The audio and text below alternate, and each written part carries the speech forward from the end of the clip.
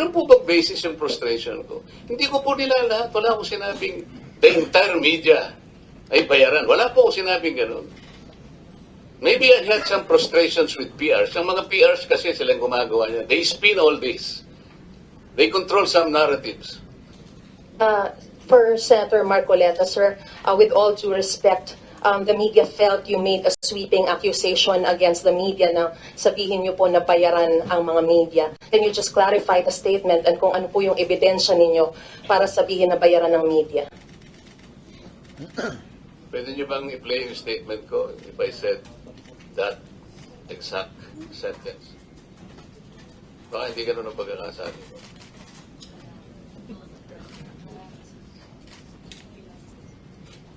Diniretso ko ba, media? Gano'n?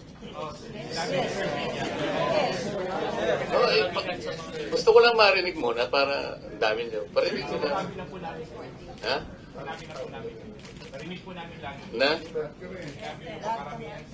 O yun. Kasi sabi mo, media, parang lahat na eh. Hindi ko nilalahat. Kasi, you know, I'm coming from deep frustration. Ito na, umpisahan ko na eh. I was using the example in the rally of the ILC last July 13 yata, yung 2025. It was a 2 million crowd gathered in Luneta. Rally ng ILC yun. And I am one of the 4 speakers. So kung January 13 yun, January 14, I was expecting that will be reported. Nireport naman talaga. Ang banner, 2 million crowd gathered in Luneta. Except for the fact that I was the only one among the 4 speakers who provided the context of that rally. That rally kasi called for the rule of law, the due process of law, and then the INC, the INC's position is for us to stop all these impeachment proceedings and let us face the problems of this country. They took the statement of the President, kasi sinabi ng President noon, walang ibubunga mabuti sa atin yung impeachment, napakarami nating problema hinaharap. The INC supported that statement, so sabi nila, tama yun. So, mag-rally tayo, support the President. And more than that, kailangan nating emphasize ang rule of law and due process. Ako yung nag-provide ng context na yun because hindi dahil sa ako lamang ay ang abogado sa INC. Marami po kaming mga kapatid na abogado sa INC. Kaya lang ako lang ang nagkataon na member ng Congress. So I was in a better position to explain how the rule of law and due process are being violated. I spoke for about 45 minutes in that rally. Ano po yung pinaka-influential po nating mga malalapat na dyaryo? Philippine Inquirer and Philippine Star. Yung nag-report po ng incident na yon sa Philippine Star, 8 reporters. Pinagsama ang isang... They work on only one report. 8 reporters. On the other side, Philippine Inquirer, 3 reporters ang nagsama-sama to develop that story. So 11 reporters saw it. 11 reporters heard it. Alam niyo, wala man akong pangalan doon. Kahit na yung acronym lang ng pangalan ko. Alam mo ba, may naglagay. Narinig namin si RTM. Baka sakaling tanggapin ko na po yun. There were senators na nagpunta doon. They were not invited. Basta nagpunta lamang doon, nasama sa crowd, naispatan ng mga reporters. All their names, nandun po sa report, including their middle names. The Senate President at the time is Chis Escudero. Nagbigay lang ng isang maikling text. And he earned 3 paragraphs in that report. I'm airing my frustration. Bakit naman po ganun? 2 malalapad na dyaryo, if we are for the truth, kagaya ng sinasabi at pinagtatanggol ng Senate President.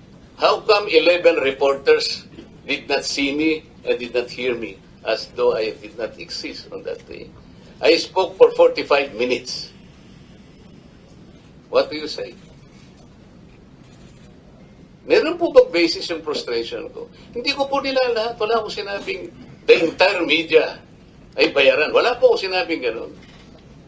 Maybe I had some frustrations with PRs. Ang mga PRs kasi silang gumagawa niya. They spin all this. They control some narratives. Kung ang basihan po natin ay katuwiran at katotohanan, kagaya po nung hinanap naming pilit dito, yung katotohanan sa flood control. The media, the members of the media, is in a better and powerful position to help us. Kasi talagang nandyan kayo eh. Hindi po kayo, walang batas po na pipigil sa inyo. Kayo lang po ang industry na malaya na wala pong magkakartel ng rights nyo. That's why you are called Fourth Estate. Ganun po ang kapangyarihan ninyo. And kinikilala po ng gobyerno natin yan. Kami po kinikilala din namin yan. Kumisan nga ayaw namin magbalat sibuyas kahit na kung anong pinagsasabi sa amin. Pero mga tao din kami na napuprostrate din eh. Kamukha nung nangyari itong kaganapan natin kahapon. Sino ba po ang nag-ulat na yung kaso po ng Abilino versus Cuenco cannot even be applied? Sabi ko nga kanina, even bar flankers hindi nila tatanggapin because that was not applicable. Pero yun ang sinasabi ng mga nag-stage ng power grab kahapon. Alam po ninyo yung doktrina na itala ng Korte Suprema doon po sa Abilino and Abilino versus Cuenco. Tsaka po yung binanggit nila noong presidente pa si Senate President Franklin Drilon. Ang doktrina po ganito eh, pag merong isang miyembro ng Senado na wala po sa bansa, kaya nang nangyari sa Abilino versus Cuenco, isa po yung wala nung panahon na yun. That was March 21, 1949. So 23 lang po. Nagkataon, meron pa pong isa na nasa ospital, kaya 22 lang po yung panahon na yun. So pwede na po yung 12 dahil wala po yung isa. Ang sabi po ng Korte Suprema, because they are outside the country, they are outside the coercive jurisdiction of the Senate. Nangyari din po sa mga LGUs yun. You have to look at the cases of La Carlota cases. Yun pong Zamora versus Carvalho. Mga ano po ito? Mga local government cases. Ang sabi ng Korte Suprema, pag wala po sa Pilipinas, they're outside the coercive jurisdiction of their sangguniang bayan. Ganon din sa panahon po ni President Franklin Drilon. Alam po niyo kung ilan yung outside noon ng bansa? 4 na senador po yung wala. So ang basis po ngayon ng majority, 20 na lang. So yung 11 po pwede ng quorum. Pero yung nangyari po kahapon, ang basis po is 24. Sino pong makakapagsabi sa inyo na si Senator Bato ay wala na po sa bansa? Gusto lang po nilang pilitin na tanggalin na po rito sa ating bansa at dalhin na po sa dihig. Yun po yung totoo.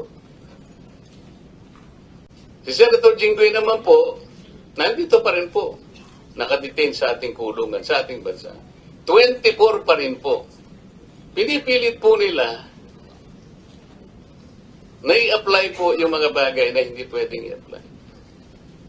13 po ang majority. Lahat po ng ginawa nila kahapon, all motions, all actions that they did yesterday were illegal, unauthorized, unconstitutional to say the least.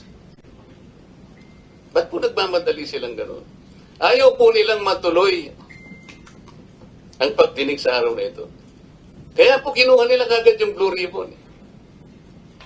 Yan po yung pinagtatakpan nila. Ako po hindi ko pinagpipilitan ng sarili ko. Kung sila po ay gagawa lamang ng nais nating gawin lahat, malaman ang katotohanan sa likod ng karumal-dumal na pagnanakaw na ito, okay po yun eh. Nakita po ninyo kung anong ginawa nila nung sila ang nasa majority. Ano po ang ginawa nila? Natanggal po kami, okay lang sa amin po, nangyayari naman po sa buhay ng Senado yun. Acceptable po sa amin yun. Pero ang una lang tatargetin, dahil nga sa Blue Ribbon. Tingnan po ninyo, kinuha nila yung Blue Ribbon at nagsagawa kaagad ng kung anong announcement na walang pagdinig ngayon at naglagay pa sila ng isang schedule para sa susunod na araw.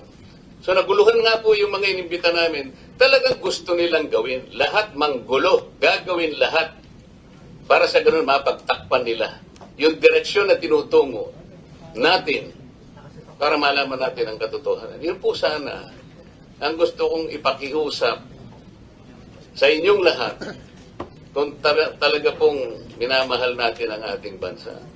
Sapagkat ang pinag-uusapan po, hindi na tayo dito. Ang pinag-uusapan po natin ang kalagayan ng bansa natin sa darating na panahon. Ngayon po alam na natin kung anong nangyayari na sa bansa natin. Ang inflation rate ngayon, alam na po ninyo, 7.9%.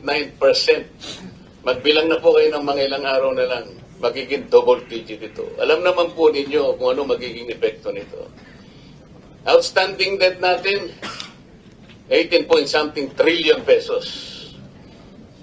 Ano po yung foreign direct investment? Gaano po ang porsyento na ang ayaw na mag-invest dito sa ating bansa? Higit sa kalahati. More than 50%. Wala na pong gusto. Sapagkat nakikita na po nila ang instabilidad sa ating bansa. Hindi pa po tayo gagawa ng paraan para ayusin natin. May nagtanong po sa akin noon ano po ba ang dahilan bakit hindi po kayo magkaisa alang-alang sa ating bansa? Sabi ko po, ako ang ayaw makipagkaisa. Alam po ba ninyo ang unang susi para tayo magkaisa? Kaming lahat sa Senado ay magkaisa. Umpisahan po natin ang flood control. Pananagutan po namin lahat ito na ito'y maresolba sa lalong madaling panahon dahil ang taong bayan po'y naghihintay po ng kasagutan sa kanilang katanungan. Pera po nila ito. Bakit sila po? Matagal na nila ng instruction daw yung mga staff namin. Hindi pa po kami ang kinausap mga staff. Kapag yung mga principal ninyo ay pumayag at okay sa kanilang partial report, ibababa namin yung last page, yung signature page, pipirma ang principal.